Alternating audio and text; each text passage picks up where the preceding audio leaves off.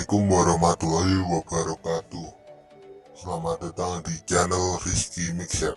Kali ini saya akan memberitahu tutorial cara menampilkan persentase baterai di HP oppo. Kita buka pengaturan.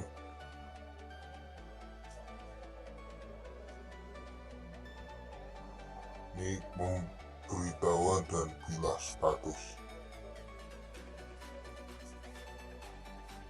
Tampilkan, ini ada tulisan persentase baterai.